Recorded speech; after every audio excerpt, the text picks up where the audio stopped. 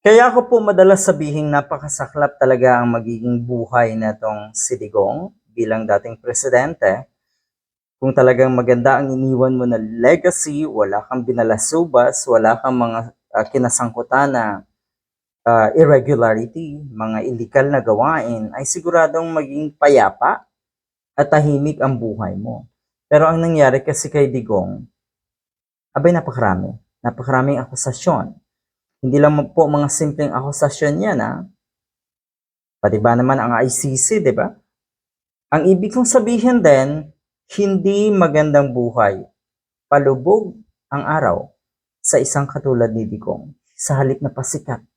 Dahil sana ay hayahay na lang after his term, nagta-travel na lang, nag enjoy sa buhay, ini-enjoy ang kanyang mga apo. Ganon dapat ang magandang buhay ng isang dating presidente. Naalala ko tuloy yung naging buhay ng isang Bill Clinton kahit meron siyang pinagdaan ng impeachment case. Abay, nalusutan naman niya. Ang ibig kong sabihin din, maganda naman ang naging buhay niya after his term dahil hinarap niya yung kanyang mga kaso na yan. Ay atong si Digong patago-tago at hindi kayang harapin ang kanyang mga kaso. Lalo na po sa ICC. Ngayon naman, abay gustong paimbestigahan si Digong dapat daw imbestigahan ng Office of the Ombudsman.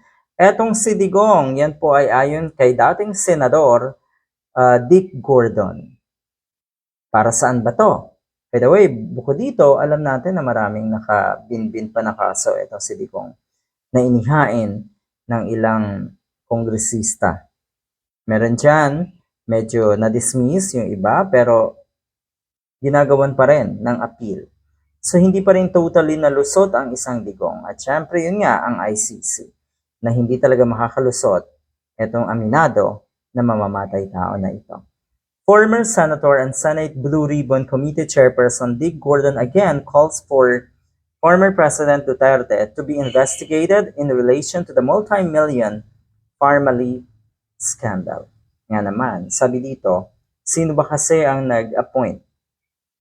Make sense, ano? Sino ba ang nag-appoint doon sa mga akusadong yon? Di ba si Digong? Balikan natin kung sino ba yung or ano ba tong gustong paimbestigahan natin si Dick Gordon. The Office of the Ombudsman ordered the filing of graft charges against Duterte's former Health Secretary Duque and former Budget Secretary or Undersecretary Christopher Lau over the alleged irregular transfer of over 41 billion. Ay talagang multi-million to. Multi-million talaga to. Dahil ano yun? Multi-billion talaga itong scandal na ito. 41 billion for the procurement of COVID-19 supplies in March 2020. March 2020. So, sino ba ang nag-appoint dito kay Lau o di ba si Duterte? May isa pa. Doon sa report ng Blue Ribbon, nakalagay doon si Duterte, pag natapos ang term niya, dapat imbestigahan. Andun yun, malinaw yun. Lahat sila dapat ay maimbestigahan. Yun pala yun. Dapat imbestigahan. Abay mabuti na lang na andyan ang mga katulad ni Senator Gordon na nagsasalita. Pero yun nga, darating tayo sa punto na paimbestigahan din yan. Pero kung ano pa man makulong si Digong, abay siguro sapat na yon. Sapat na nga ba yon?